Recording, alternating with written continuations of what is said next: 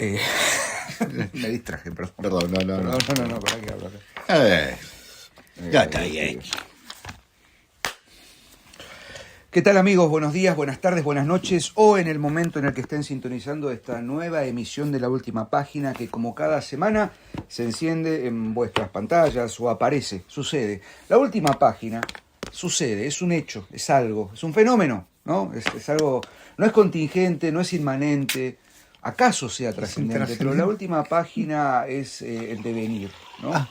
Devenir, cuyo apeiron, cuyo motor único, ¿no? El principio inmóvil, inmarcesible, inclaudicable, inquieto, insolvente. Es el mismísimo Sebastián Porrini. Maestro, ¿cómo está? Que viste y calza. ¿Todo bien? Muy bien. El que en buena hora encendió la pipa, que nos acompaña con su luz perenne para que no nos perdamos en este inmenso, ¿qué decir? Esta ciénaga, en este ¿cómo punto proceloso. Punto proceloso. Bien. Es increíble, señores. ¿Cómo están? En bien. Estas oscuras aguas del tiempo. Uy, Dios mío. Porrini es mítico. Soy mítico. Sí, es mítico. Bueno, en fin, aquí estamos. Nuevamente. Mefítico. Estamos muy contentos. Ya volvimos a un cierto orden. Estamos todos los martes en La Última Página. Muy contentos con las repercusiones y demás. Y vos sabés que cuando pensamos el programa de hoy, me puse a revisar aquel, qué sé yo, estoy viendo sus apuntes y no puedo dejar, está perfecto. Muy bien. Ahora vamos a exponer la cosa. Retorno. Sí.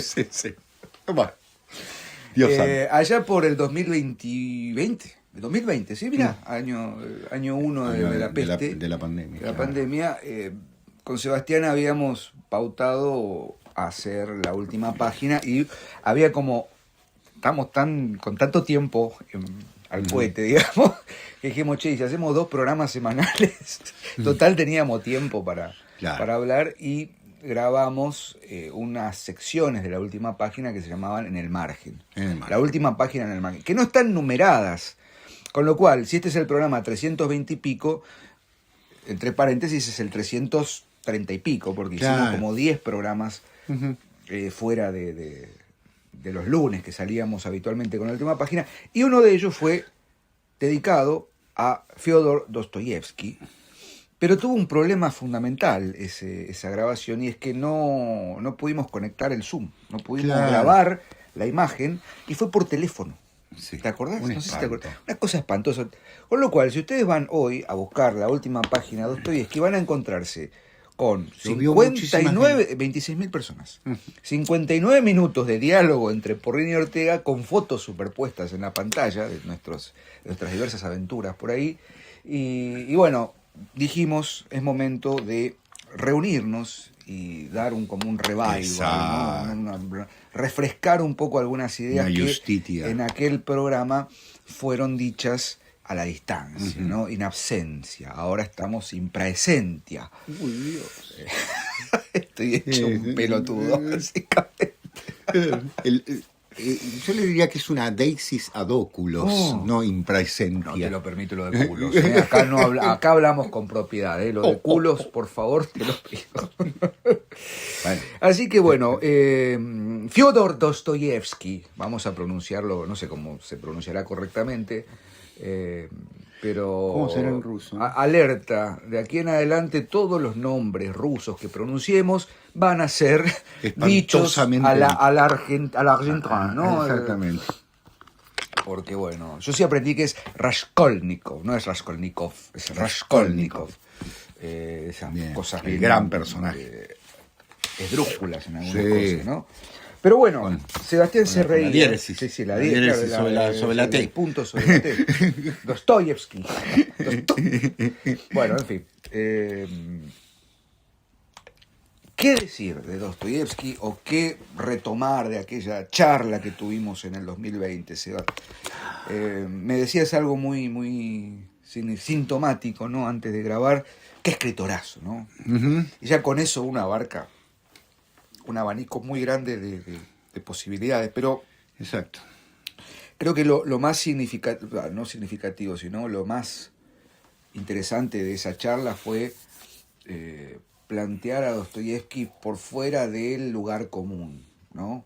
Es decir, primer lugar común de Dostoyevsky, ¿por qué llega tanto a todos, ¿no? Primero porque es un clásico.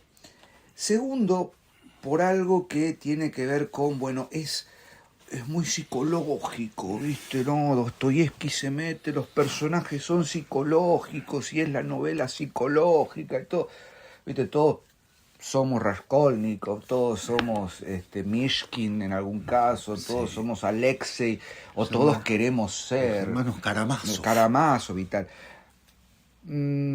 Sí, hay una cuestión allí con lo psicológico, pero Jota, estamos hablando de un escritor de mediados del siglo XIX, un escritor en la Rusia imperial, que empieza como de a poco, ¿viste?, desarmarse, pero sobre todo un escritor profundamente comprometido con la salvación del alma humana. Sí. ¿No? Sí. Una salvación que tiene sus consecuencias, por supuesto. Dostoyevsky no tuvo una vida muy fácil en algunos momentos, ¿no? El exilio, él estuvo preso, ¿no? Claro, estuvo a punto de ser fusilado. A punto de ser fusilado, trabajos forzados, etcétera. Una enfermedad, era epiléptico. Exacto. Eso también se ve en algunos de sus personajes, sobre todo en el personaje de, ¿cómo se llama el idiota, Mishkin.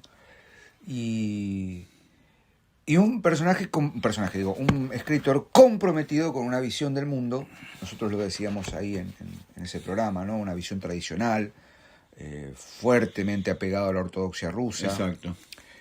Hombre de fe. Hombre de fe, pero sobre todo la dimensión. La primera vez que escuché esta palabra se la escuché al profesor querido Aníbal Benítez, gran lector del ruso, creo que traductor también por momentos, que nos hablaba del concepto de la eslavofilia, ¿no? Entonces, esa suerte de amalgamar la esencia de la identidad eslava en una Rusia que es mira a Occidente, pero inconmensurable, pero también decíamos esto, ¿no? Rusia es, al día de hoy, incluso en el gran conflicto geopolítico en el que estamos inmersos, Rusia es un punto de término, ¿no? Es un terminus. No termina de ser primero el país más grande. Hay una parte que es Asia, hay una parte que es Europa, pero no cualquier Europa, no cualquier Asia, digo. Sí. Y en el siglo XIX es el centro de ciertas ideas y construcciones, ¿no? Vos decías en ese programa, una cosa es Moscú y otra cosa es San Petersburgo. Totalmente. ¿No? Petersburgo, la ciudad europea, Moscú, la ciudad eslava. Claro. La ciudad histórica. Esa búsqueda de regreso a un origen que se va a ir perdiendo hasta que, bueno, en el siglo XX, entre 1905 y 1917, la muerte, ¿no?, del Imperio Ruso antiguo, el nacimiento de la Unión de Repúblicas Socialistas Soviéticas. Sí, señor, claro. Estoy de acuerdo. Rusia está a caballo, ¿no? Sí, a caballo entre... Claro. Es decir, mirando a Europa, hubo toda una corriente de mirada a Europa, ciertos pensadores, escritores, intelectuales en líneas generales mirando hacia Europa. Tenemos que parecernos a Europa. Es la política de Pedro el Grande, ¿no? Parecerse a Europa, él la había recorrido. Y la otra, la mirada interior, decir, ¿qué somos? Somos eslavos, entonces debemos volver a las raíces de los pueblos eslavos, de aquello que nos hizo grandes, etcétera, etcétera. También es un país complicado, una cultura complicada, porque ellos tienen una ciudad histórica que no pertenece a Rusia, que es Kiev, ¿no? Kiev, que es la capital de Ucrania, ¿no? Es la base de lo que puede hacer Rusia. Entonces, imagínense ustedes, es siempre un conflicto constante en una nación extendida, como decía Diego, va desde los límites con Japón al mar Báltico, a Polonia, a Hungría. Claro, una nación de 14 sistemas horarios, claro, usos horarios. Es impresionante con todos los climas, porque en el sur, en la zona del Mar Negro, hay veranos cálidos en serio, y bueno, hay zonas congeladas todo el año y hay conflictos constantes con el clima. Un país que para construir un ferrocarril tuvo que, digamos, recorrer medio mundo, ¿no? El Transiberiano tarda 12 días, no de mis sueños, ¿no? Poder ir en el Transiberiano, aunque sea un fragmento, ¿no? Y un Dostoyevski que, ustedes saben, vive 60 años, 1821-1881. O sea, una vida media, digamos, tampoco poca, pero, ¿no es cierto?, para la época bastante. Vida en la que le ocurrió de todo, porque estuvo a punto de ser fusilado. Es más, ya estaban los fusileros preparados para disparar, claro. Y llega la orden de la conmutación de pena, por la cual va a Siberia. O sea, eso también para él fue una resurrección, ¿no? Fue un martirio, porque fue a Siberia, pero a la vez vuelve. Él está ligado a ciertos círculos en esa etapa de apertura, ¿no? Del setembrismo, como se lo llamaba allá, ligado a ciertas ideas de apertura a las políticas europeas, y vuelve hecho un eslavo a más no poder. O sea, frente al sufrimiento, en vez de venir resentido, viene, sí, sufrido, pero con una profundidad enorme de reflexión. Valga decir que Rusia vivió en el siglo XIX algo que se convierte en el gran enemigo de Dostoyevski, que es el nihilismo. Las corrientes nihilistas en la filosofía y en la educación y hasta uno diría en el orden político y demás, auspiciaban casi una sociedad hacia la anarquía. Imagínense ustedes lo que es la anarquía en Rusia, ¿no? Claro. Es decir, un país que venía de una autocracia, ¿no? Que venía de un sistema muy establecido, muy jerárquico, muy recto y demás. De pronto hay personas que quieren volarlo todo y generar una sociedad absolutamente sin control. Dostoyevski se opone a eso. Se opone, y hay novelas en las que va a tratar el tema hasta con ironía, ¿no? Porque es una especie de enfermedad de los rusos, va a hablar en este sentido. Vos sabés que esa es la palabra para mí, que podría ser consecuente con una primera aproximación a la lectura de la obra de Dostoyevski, o por lo menos de leer a Dostoyevski es un tour de force importante, ¿no? Verán ustedes, Sebastián tiene acá... Tengo 4 novelas, mirá lo que es. Novelas que es, uno tiene alguna mononucleosis por ahí, que tiene que hacer un reposo extenso. Digo, bueno, voy a leer Los Hermanos Karamazov. Exactamente. En Busca del Tiempo Perdido. Sí, también. Digo, peor todavía. Esos novelones... que dan cuenta también de la inmensidad, los no rusos solo ¿no? Tolstoy, de lo ruso, ¿no? La cosa rusa es... Vamos a leer a los rusos, ¿no? 500 páginas de entrada. Exacto. Y por ahí alguna novela corta. Yo quisiera retomar un poco algo de la gran obra, por ahí hablar de Crimen y Castigo. Muy bien. Me interesa El Jugador, sobre todo porque es la primera novela que leí. anotó muy bien. Yo si quieres después hablo de las otras. Fue la primera novela que leí de Dostoyevski. El jugador. Linda novela. Y creo que el gran, para mí, no sé si la gran palabra o uno de los conceptos que se dan continuamente en las novelas de Dostoyevski es el modo en el que se empieza a enfermar una sociedad. Pero no es solamente una enfermedad física, sino que empieza a minarse el espíritu, la conciencia, el alma, hacia una decadencia y hacia algo que Dostoyevski no está denunciando nada, está exponiendo en todo caso un estado de situación muy particular. Por ejemplo, no hace mucho hacía un video en mi canal sobre Crimen y Castigo, y yo decía con mucha soltura que... O todos sabemos, ¿no? Crimen y Castigo, Rodion Raskolnikov que mata a la anciana usurera y todo el periplo después de si se arrepiente o no se arrepiente, que confieso que no confieso, que sí, que aparece Sonia y Marmeladov y toda la cosa, una cosa tremenda y muy bien escrita, por cierto. 450 páginas, ¿no? Y uno dice, bueno, ¿dónde suceden los hechos? En San Petersburgo. Claro. ¿A qué se dedica Raskolnikov? Es estudiante de Derecho. O sea, todos los lugares comunes, ¿no?, de una sociedad occidentalizada, entre comillas, pero que internamente empieza a sucumbir frente a un desvío, o sea, un alejamiento del bien, si se quiere, la presencia del mal, los endemoniados. Exactamente. Los demonios. Entonces, yo decía, no, Raskolnikov no siente culpa. Exacto. Y es lo mismo la culpa que el remordimiento, más o menos, porque culpa en los términos cristianos, ¿no? Uh-huh. La culpa, es decir, acto de contrición. Hay un remordimiento natural por digamos, los fantasmas del asesinato que persiguen el espíritu de Raskolnikov, pero en definitiva Raskolnikov es el arquetipo, o no sé si arquetipo, pero podríamos plantearlo como el paradigma de lo que va a ser luego el hombre posmoderno, tal vez, o el hombre moderno, posmoderno, no sé, que está más, preocupado por cavilaciones personales, egoísmos internos, que por la situación en sí. Incluso hay lecturas que podrían decir, bueno, a ver, dialoguemos, estuvo tan mal que matara a Aliovna, ¿no?, la vieja usurera, Aliona Ivanovna, a la vieja usurera, que es la representación de la mezquindad y del robo y de qué sé yo, qué sé cuánto. Bueno, hay como una tendencia a veces a decir, bueno, me pongo un poco del lado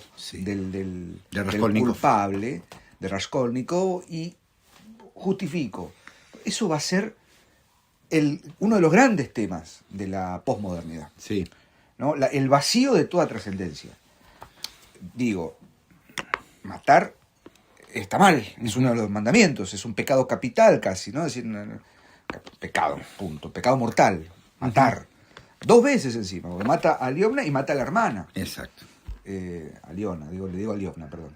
Y no es hasta el final de la novela que aparece realmente la culpa. Uh-huh. Está el crimen, está el castigo. Larguísimo. La justicia, ¿no? Interviene la justicia. Ahora, interviene la ley. La ley castiga a Raskolnikov, a trabajos forzados. Ese es el castigo que tiene que purgar. Incluso, purgando ese castigo, no hay un halo de real arrepentimiento en Raskolnikov. ¿Cuándo aparece ese arrepentimiento o esa culpa efectivamente que tiene que ser purgada? Cuando Sonia le plantea, te voy a esperar o vamos a estar juntos y tal. Entonces ahí hay como una motivación para poder atravesar esa culpa hacia un bien mayor. Claro. Ahora, toda la novela puede ser leída como, bueno, el síntoma de la enfermedad y no, mirá qué bien que describe las cavilaciones y la angustia del ser humano, etcétera, etcétera. Pero eso es una primera línea de lectura. Sí. Para mí el gran,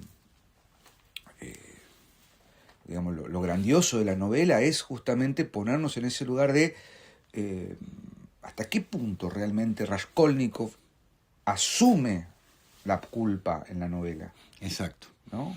Exacto. Porque la idea es, en realidad la novela no se llama La culpa, podría ser Dolor y culpa, podría ser, es crimen y castigo. Sí, es acción-reacción. Claro. Ante esta acción Exacto. hay una... Es decir, el crimen, que es bastante, para lo que es la extensión de la novela, bastante pronto, y luego el larguísimo proceso del castigo, ¿no? Sí. Que es un castigo interior. Sí. Es el gran castigo del interior de los personajes. Lo que decía Diego al comienzo, ¿no? Si pensamos en psicología, Freud, ya que hablamos de esto, Freud escribió un artículo extenso que se llama Dostoyevsky y el parricidio. Es decir, hubo un interés, obviamente, porque uno piensa y dice, bueno, los personajes tienen una carga psicológica muy notable, pero a la vez tenemos que pensar psicología como alma más que como psique. Es decir, está el alma sufriendo, el alma sufriente y el alma también pudriéndose en el peor sentido. Porque hay en Dostoyevsky un lenguaje de trascendencia, es inevitable. Sobre todo en el segundo Dostoyevsky. Hay un primer Dostoyevsky, que es el de los años 40, que escribe, por ejemplo, El doble, acá la tengo, una edición muy económica, el doble. Goliatkin es el personaje, ¿no? Que si bien es una novela densa, si bien es una novela, es corta, pero es densa, reflexiva y demás, sobre justamente la duplicidad, otro tema maravilloso, ¿no? También trabajado por Poe, ni más ni menos, y Dostoyevski no leyó a Poe, ¿no? En ese momento contemporáneo, no había posibilidad. No obstante, es un tema que aparece en la sociedad del siglo XIX muy notablemente porque es una sociedad duplicada. Sí. ¿Verdad? Exactamente, es una sociedad con duplicidades cargadas, ¿no? Un exterior que se muestra, bueno, lo dice siempre Diego, ¿no es cierto? Dr. Jekyll y Mr. Hyde, ¿no? Es decir, Propio de la... claro, de las sociedades recién industrializadas o por industrializarse o saliendo de la modernidad, digamos, para entendernos. Hay una duplicidad, hay una actuación exterior y hay un conflicto interior. En ese sentido, uno puede decir que Dostoyevski es psicológico, claro que sí. Pero damos una vuelta de tuerca más, por eso comparto lo que decía Diego. No es solo un problema ligado a digamos, complejos interiores, angustias, por supuesto que sí. También hay algo que es la condena en el más allá, ¿no? Es un escritor profundamente cristiano. Entonces tiene una mirada de trascendencia siempre presente. Incluso hasta uno cuando mira el retrato de Dostoyevski, ¿no? Sí. Es ese retrato sufriente, ¿no? Un hombre que realmente parece Poe en Visto el infierno, ¿no? Entonces está la idea de que todo esto tiene que ser una educación para prevenir el infierno, ¿no? En muchos sentidos. Y Diego, yo diría, ya que hablamos de su obra, hay 3 novelas que las tengo acá, son 3 mamotretos, ¿no? Sí. No, miren lo que es esto, ¿no? Es como decía Diego, tenés que estar en cama 3 meses y ponerte a leer. Una es Crimen y Castigo, la otra es Los hermanos Karamazov, y la tercera es Los demonios o los endemoniados. En ruso es Los demonios, valga decirlo. Yo anoté el nombre en ruso, se llama Bezi. Bezi en ruso es demonios, sería demonios, así. Que es una novela de 1871-72, que habla de los demonios. Después te dejo, Diego, para que sigamos. Que fíjense, todo esto que decimos en los subtítulos y demás, pero es una novela satírica. Desde el punto de vista social, político, es un drama también con características psicológicas, que es su novela más, ¿cómo decirlo?, más clara contra el nihilismo.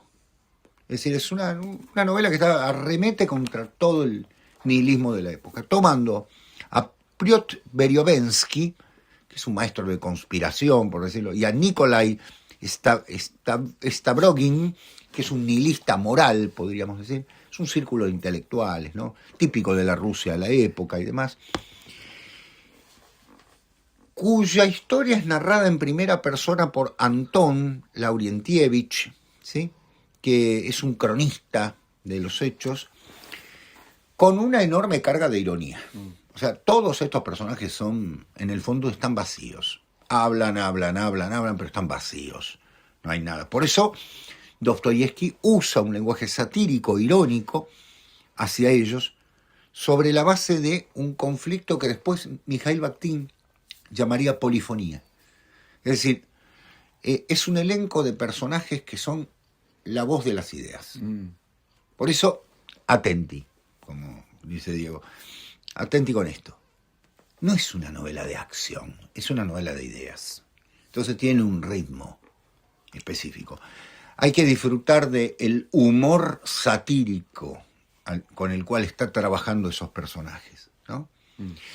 Que justamente se basan en un hecho real. En 1869, 2 años antes de escribirla, Sergei Nechayev, un revolucionario nihilista, anarquista y demás, asesina a Iván Ivanov, compañero suyo de lucha, con el cual discute, que se va, hay diferencias en torno a llevar adelante la acción, y lo mata. La novela está dividida en 3 partes, extensísima. La edición que yo tengo tiene, de apretada letra, digo, 525 páginas, ¿sí? Es una novela más de un año para escribirla.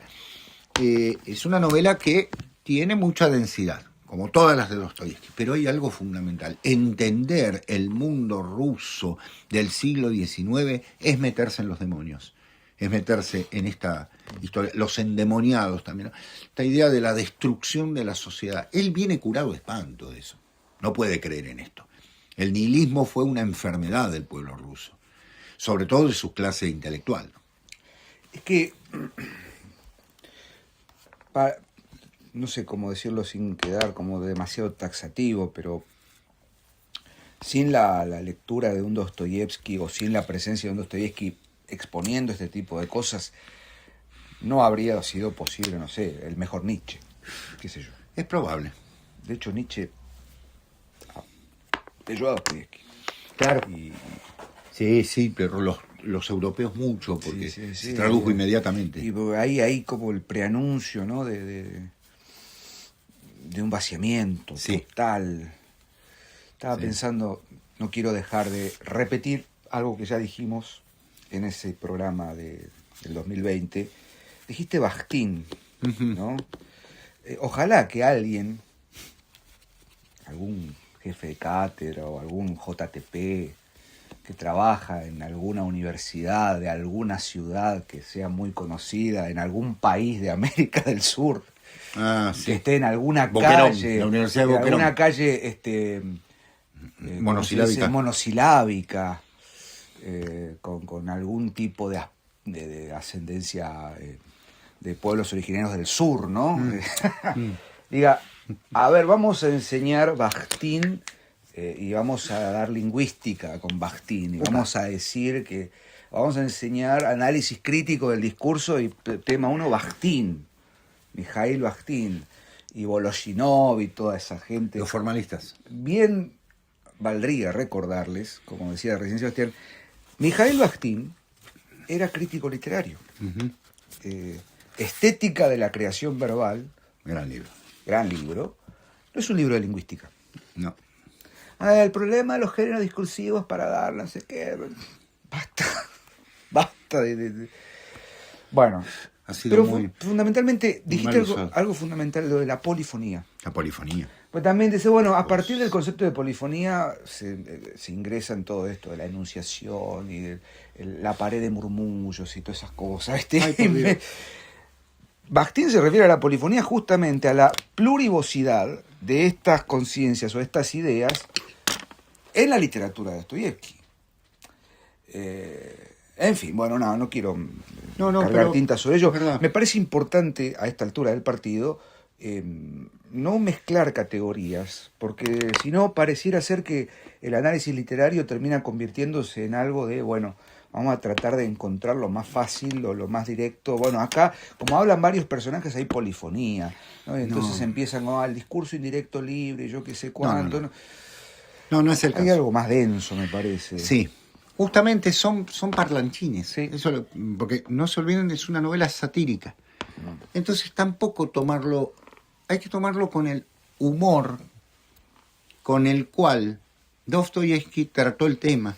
Como diciendo, son parlanchines que hablan, pero en realidad no hay nada detrás, porque no representan la verdadera alma rusa.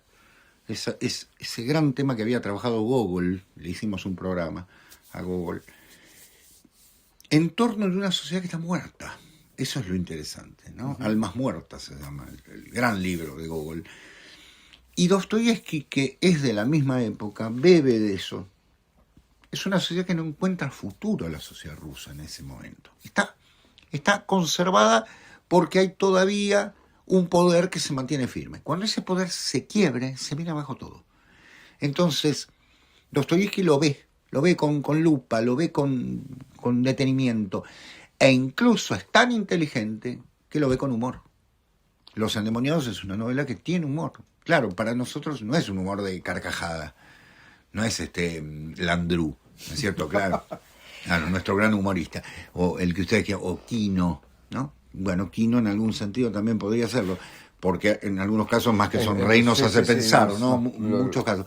Pero pensemos, está siendo visto el tema porque es un tema baladí, Él está diciendo, esta gente lo único que lleva es a la destrucción. Es que Es muy fácil destruir. El Sí, tema sí. es cómo levantamos una sociedad, ¿no? Es que al final termina siendo una superposición de máscaras también. Claro. Eso lo veo muy bien en El Jugador. Linda novela. Es una novelita, viste, como incluso, no sé si para entrar en Dostoyevsky, tal vez para entrar en Dostoyevsky, ¿qué podría ser? Noches Blancas. Noches Blancas, sí señor, muy linda novela.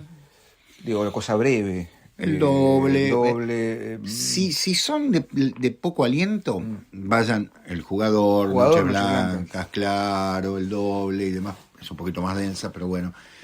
Y si se quieren meter, y bueno. De lleno. Y Los Hermanos. Sí, o Crimen y o Castigo. Crimen, claro. Sí. Ahora voy a Los Hermanos. Otro tema. Yo creo que en El Jugador, yo creo como si fuese valioso mi opinión, pero... Bueno, casi. Bueno, lo que digo es, anotaba, ¿no? La fachada de la aristocracia.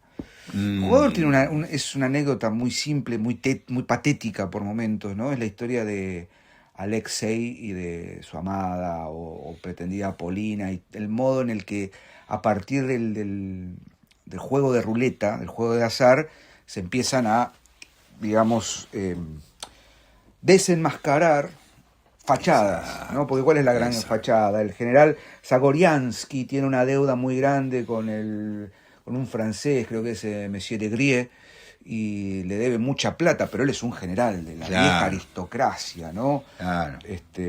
Sobrino de una señora con mucho dinero. Y todo sucede en una ciudad alemana, muy encumbrada, donde hay un casino. Entonces Polina, que sabe que Alexei le arrastra el ala, como diríamos en el barrio, no me acuerdo dónde, le dice, bueno, le pide que juegue en la ruleta y Alexei gana muchos rublos y le pone toda la plata ahí. Ves que yo soy...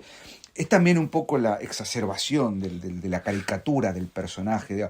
Alexei de pronto es un jugador excelente y gana grandes cantidades de dinero, y de alguna manera eso justifica después que la abuela, que también tiene deudas, le pida que le enseñe a jugar. Es todo un círculo vicioso en torno del juego y del azar, que termina demostrando que al final ya no hay aristocracia. Exacto. A ver, sí, hay aristocracia, pero no hay aristocracia, no sé si se entiende.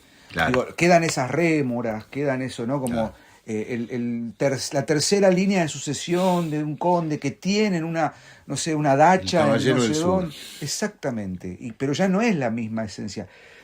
Luego de la revolución de 1917, cuando lo que queda de la aristocracia emigra a otros países de Europa, lo que queda es eso, es vestidos con ¿cómo se dice? Con excelentes tapados de paño ruso, caídos, ajados, ya no es lo mismo. Claro. ¿No? Entonces, El Jugador me parece que es una buena forma de entender ese modo en el que la occidentalización de Rusia, o el principio de la occidentalización, es a la vez caída, ¿no?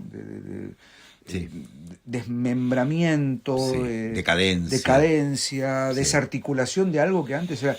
El final de la novela era una cosa patética, ¿no? No les voy a contar, tampoco es que les voy a arruinar un gran final, pero el modo en el que Alexei se maneja o pretende a Polina, y el modo en que Polina, una mujer bastante cuestionable en sus decisiones y en sus modos, y él termina como haciendo todo por ella. Por nada, porque no hay trascendencia. Ahí hay una carencia para mí, o ausencia de trascendencia o de una mirada. No, lo que importa justamente es el jugador. El jugador, en tanto, apostar al azar. Claro. El destino de algo que ya no existe. No puedo perder lo que no tengo. Exacto. Por lo tanto no puedo ganar nada. Exacto. ¿No? Exacto. Linda novela, a mí me gustó mucho El Jugador. Me movilizó. Tiene razón Diego, comparto que por ahí sería una linda forma de ingresar saltando todas las disquisiciones no sobre, yo qué sé, bueno, entonces si jugamos 5 líneas claro. No sé, yo no sé nada de juego. Bueno, si quiere le explico. No sé, de juego de ruleta. Vos sé que tus noches en los casinos de Pinamar y Mar del Plata. Monte Carlo. Claro, Monte Carlo. Yo soy más pedestre, porque con el príncipe Rainiero estamos en la misma mesa. Jugamos al Baccarat. Al Baccarat. Mi primera... Albahaca, bueno, Albahaca, sí, sí, bueno. dejémoslo ahí. Mi primera experiencia con cierto estado de alegría luego de ciertos tragos fue en un casino. Ah, mire usted, Sí, sí, muy sí. bien, muy bien. Me puse un poco jocoso y alegre después de 4 copas de limoncello que me ¡Apa! Yo sentía que había algo. Había algo, sentí un hormigueo. Yo sentí un hormigueo y una verborragia inusitada. Y unas rodillas Bueno, de, y una y de las rodillas mármol. totalmente El limoncello es totalmente engañoso. comprometidas las rodillas, sí, sí, mentiroso, engañoso. Ustedes saben que yo confieso esto, ciudad a la que voy, me gusta ir a conocer los casinos. Generalmente los casinos muchos tienen entrada gratuita. Entonces, me gusta ir a conocerlos, ¿no? Lugares donde hay un casino voy. No un bingo, un casino, es otra cosa. Me gustan los casinos. No soy de apostar, o sea, no tengo alguna vez mi esposa Cecilia me ha dicho, dale, jugá algo, que sea bueno, alguna ficha y demás. Alguna vez he ganado algo junto, así me lo llevo, porque digo, me lo van a sacar inmediatamente. Pero me gusta ver el ámbito social en el que se mueve el casino. Los personajes de los casinos son increíbles, ¿no? Y después me gusta el ejercicio de las cartas, cómo manejan las cartas, los sabot, cómo lo manejan los empleados, ¿no? Los repartidores, que es maravilloso, ¿no? Es un lindo espectáculo. Bueno, los hermanos Karamazov, llegamos, bueno, y acá quieren que les diga, son 570 páginas, 570, no digo, me saqué los lentes. Sí, 570. Bien. A ver, y yo creo que esto es la quinta esencia de Dostoyevsky. Los hermanos Karamazov es una historia de odios, venganzas, una familia muy particular, el título ya está marcado, hermanos en confrontación, hermanos en visiones diferentes, con una herencia, con un padre difícil. Los padres en Dostoyevsky, los padres son muy particulares, ¿no? Y con escenas que bien merecerían ser cuadros de una exposición realmente, ¿no? Para citar a otro ruso, otro maestro, Mussorgsky, qué música, la Mussorgsky, Dios mío. ¿Por qué lo digo? Porque está inmerso el espíritu ruso como en pocas obras de trascendencia, para decirlo. Es decir, Los hermanos Karamazov es la representación más clara del espíritu de lucha contra Dios del hombre. Lucha contra Dios que sabemos lo que va a llevar, ¿no? O sea, no voy a contarles la historia. ¿Por qué? Porque creo que he condensado en este enfrentamiento la idea central, pero la historia en sí es indescriptible, es exquisita. Tiene un estilo lento, muy lento. ¿Qué quiero decir con esto? Hay que disfrutar de la frase, nada de leerlo en un colectivo, corriendo, ni qué sé yo, ni uy, ya se termina. No. Claro. Haciendo aeróbicos, ¿no? Claro. Haciendo jogging. Claro, haciendo jogging, exactamente. O stretching. Claro, sí. ¿No? Igual, imposible. Sí, claro. ¿Qué quiero decir? Es una novela para sentarse y disfrutar página a página tranquilo. Es como leer Las Mil y Una Noches. Hay que leerlo tranquilo. Hay que armarse de paciencia. Ahora ustedes dirán, entonces es un sufrimiento. No, porque el triunfo final de eso es algo increíble. Está destilada la esencia, vuelvo a decir, de lo ruso de una manera notable. Y hay una escena en específico que ha sido extraída de la novela para dar una explicación notable de lo que es la fe, que es impresionante, que es la escena del gran inquisidor de Toledo, que se conoce casi como un cuento aparte, porque tiene que ver con un sueño y demás, en la que Cristo vuelve a la tierra.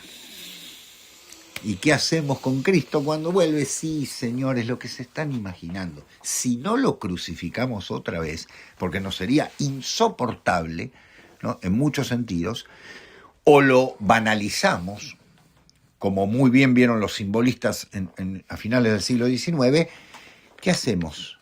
Le pedimos que por favor se vaya. Es impresionante lo que pasa en esa escena. Lo digo con toda admiración, es impresionante, porque en el fondo lo que le dice el inquisidor en diálogo con Jesucristo es lo siguiente: nosotros estamos haciendo, ¿no es cierto?, somos lo que vos dejaste que hagamos. Y no podemos ser como vos. Por favor, que esto continúe así, porque en el fondo, ¿qué va a venir a hacer? Y, bueno, les puedo contar el final. Esto lo besa. Es hermosa la escena. ¿Por qué lo besa? Porque el inquisidor es un gran pecador. Y Cristo no viene a llevarse a los ganadores, viene a redimir a los pecadores. Eso es algo que el cristianismo se tiene que plantear muchas veces. Viene a redimir a los pecadores. Entonces está hablando con el inquisidor, que es una autoridad de la iglesia, fuera de tiempo, ¿no? Porque esa escena ocurre fuera de tiempo, sobre la base de algo fundamental. Vos estás condenando a gente y vos sos un enorme pecador. ¿Qué pasa? ¿No? Bueno, es su función, me dirán ustedes. Sí, por supuesto, es su función. Pero Cristo viene, es Dios. Entonces, podemos dialogar, podemos decirle a y no. ¿No es cierto? Pero él a la vez, como es Dios, lo mira a los ojos y lo besa. Es impresionante. Es una de las escenas más bellas de la historia de la literatura, realmente. Aparte, con una dureza, no me pongo a leerla porque si no vamos a irnos más allá. Pero más allá de esa escena, la novela encierra todas las características de lo que es la profundidad del ser humano que busca a Dios, haciéndolo mal, haciéndolo por lo mal. Porque a veces para encontrar a Dios hay que meterse en el barro más putrido que exista, ¿no es cierto? Que lo diga Baudelaire, como lo dice muy bien el padre Castellani, ¿no es cierto? Que lo digan los malditos franceses, Rimbaud, ¿no es cierto?, Verlaine, etcétera, etcétera. Que lo diga Huysmans, un tipo que escribió las mayores barbaridades y de pronto sufre una conversión. Hugo Ball, ¿no es cierto? Que lo digan todos los grandes personajes que se habían dedicado al a la fiesta, a la cosa, ¿no? Miren cómo estoy, ¿no? Y de pronto, ¿no? ¿Qué pasó? La fiesta se terminó y se va a dormir. No, ahí viene su enorme conversión. Bueno, Dostoyevski, pelotón de fusilamiento, lo llevan a Siberia y no vuelve europeizado, vuelve eslavófilo, vuelve ruso al máximo, vuelve más ruso que nunca. Con lo cual, descendió a los infiernos para, ¿no es cierto?, ese rostro, como decíamos con Diego, que ha visto el infierno, viene a marcar ciertas cosas. Para mí, yo debo decirlo, de los 5 novelistas que uno nombraría del siglo XIX, uno es Dostoyevski. Del siglo XIX, ¿no es cierto? De la historia de la humanidad también estaría Dostoyevski, entre los 100 estaría. Pero del siglo XIX, Dostoyevski y después algún francés, y podemos pensar en algún otro que sea Pim Pum Pam, algún inglés, algún alemán, y ahí tenemos más o menos la obra notable de una persona que habló. Voy a aclararlo porque alguien me lo va a decir. Sí, lo digo, sí. Mayor que Tolstoy, sí. Yo debo decir, Tolstoy me gusta, hay cosas de Tolstoy que me encantan, pero Dostoyevski da una vuelta de tuerca mayor. Tolstoy a veces se queda en esta idea del mujik sufriente y del campesino y del que se de sí, ¿no es cierto? La bala laica. Claro. Con novelas impresionantes, ¿no? Pero con novelas muy históricas también, ¿no? Porque La Guerra y la Paz es un cuadro imponente de las guerras napoleónicas. Totalmente. Me saco el sombrero, ¿eh? Estoy diciendo, lo admiro, me parece estupendo. Pero para mí Dostoyevski va más allá. Dostoyevski ya no importa el hecho histórico en sí. De hecho, no sé. No importa, no hay nombramientos de los hechos históricos en el momento, no interesa. Es otra cosa. Se puede haber basado en los demonios, en la captura de este asesino anarquista y demás que nombraba y demás, pero es un datito así para escribir 500 páginas que es otro espíritu. maestro Dostoyevsky. Fyodor. Creo que hemos hecho justicia. Vayan a algunas leer a cosas Dostoyevsky, reléanlo. quedan en el tintero, por supuesto, qué sé yo, Memoria del subsuelo, ¿no? Esa cosa que también... Uy, me hiciste acordar, es verdad. ¿Cuántas novelas? ¿Cuántas novelas y cosas relatos, que... tiene Relatos algún también, relato, pero bueno, creo que acá tenemos como el kit de supervivencia Sí. para empezar los imprescindibles Sí. de Dostoyevsky. Exactamente. Y bueno, nosotros, Sebastián, nos volvemos a encontrar Dios mediante. la semana que viene. Estamos muy contentos. Hay anuncios por hacer, libros que se publicarán, que se han publicado, que están ahí dando vueltas. Habrá novedades seguramente pronto. Exacto. Y nosotros, como siempre, un placer. Del mismo modo. Nos vemos Dieguito. la semana que viene a seguir leyendo. Que tengan muy buena semana. Adiós. Gracias.